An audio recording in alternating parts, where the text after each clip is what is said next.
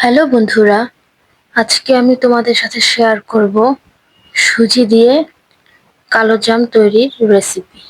চলো শুরু করা যাক। প্রথমে একটি প্যানে 1 টিস্পুন ঘি দিয়ে দিব। এর সাথে 1 কাপ সুজি দিয়ে দিব। মিডিয়াম আঁচে সুজিটাকে ভালোভাবে ভেজে নিব। সুজিটাকে বেশ ঝরঝরা করে ভেজে নিব। সুজিটা ভালোভাবে ভাজা হয়ে গেলে একটি পাত্রে তা নামিয়ে নিব। এরপর একটি প্যানে প্রায় হাফ লিটার মতো দুধ গরম করে নিব। একটা বলক এসে গেলেই এর ভিতরে ভেজে রাখা সুজিটা ঢেলে দিব। সুজিটাকে অনবরত নাড়াচাড়া করতে হবে যেন সুজিটা দলা পেকে না যায় এবং এটি খুব আস্তে আস্তে একটি ডো আকারে তৈরি করে নিব। ডোটি এমনভাবে তৈরি করতে হবে যেন প্যানের মধ্যে ডোটি লেগে না থাকে। ডোটি যেন খুব সহজে প্যান থেকে তুলে নেওয়া যায়। যখন ডোটি তৈরি হয়ে যাবে এরপরে আমরা প্যান থেকে নামিয়ে নিব এবং একদম মিডিয়াম আঁচে আমরা ডোটিকে তৈরি করে নিব।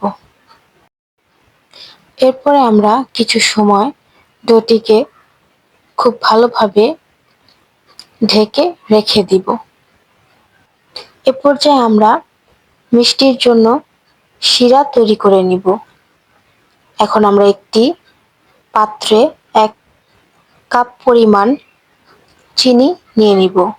এর সাথে আমরা 4 কাপ পরিমাণ পানি দিয়ে দিব এবং এর সাথে 1 টিস্পুন ঘি দিয়ে দিব যেন স্মেলটা খুব ভালো আসে। এরপর এর সাথে আমরা কিছু পরিমাণ এলাচ ভেঙে দিয়ে দিব। এর পর্যায়ে আমরা চিনিটাকে ভালোভাবে গলিয়ে নিব। এরপর হাই হিটে শিরাটা তৈরি করে নিব। যখন আঠালো ভাব চলে আসবে তখন আমরা চুলাটি অফ করে দিব। এরপর আমরা কালোজাম তৈরি করার জন্য ডোটিতে কিছু উপকরণ মিশিয়ে নিব।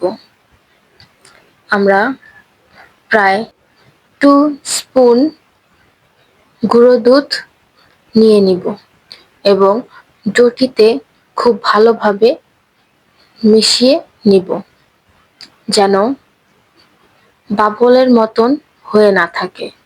ডোটি এমনভাবে মিশাতে হবে যেন খুব সফট হয়। এরপর কালোজাম আকারে শেপ দিয়ে দিব। শেপটি আমাদের খুব আলতো হাতে দিতে হবে যেন কোনো ভাঙা ভাব না থাকে। যদি ভাঙা ভাব থাকে ভিতরে তাহলে ভাজার সময় মিষ্টিগুলো ভেঙে যাবে। তো এরপরে আমরা একটি প্যানে কিছু পরিমাণ তেল দিয়ে দিব। এরপর আমরা একে একে মিষ্টিগুলোকে তেলের উপরে ছেড়ে দিব এবং খুব আলতোভাবে মিষ্টিগুলোকে এপিট ওপিট উলট পালট করে দিব। মিষ্টিগুলোকে আমরা খুব ভালোভাবে ভেজে নিব। আপনারা আপনাদের মনের মতন কালার নিতে পারেন। আমি আরেকটু কিছু সময় ভেজে নিব। এখন আমি একটি পাত্রে এগুলোকে উঠিয়ে নিব। মিষ্টিগুলোকে আমরা প্রথমেই গরম থাকা অবস্থায় শিরার মধ্যে দিব না। যখন একটু ঠান্ডা হয়ে আসবে তখন আমরা শিরার ভিতরে মিষ্টিগুলোকে ছেড়ে দেব এবং প্রায় 2 মিনিটের মতো জাল দিয়ে নিব। এরপর আমরা একটি পাত্রে মিষ্টিগুলোকে নামিয়ে নিব। দেখো বন্ধুরা, কত সুন্দর হয়েছে কালো জামগুলো, দেখেই যেন লোভ লেগে যাচ্ছে। তোমরা চাইলে ওভারনাইট মিষ্টিটাকে রেখে দিতে পারো, তখন মিষ্টিটা খেতে আরো বেশি সুস্বাদু লাগবে। এখন তোমাদেরকে একটি মিষ্টি আমি ভেঙে দেখাচ্ছি।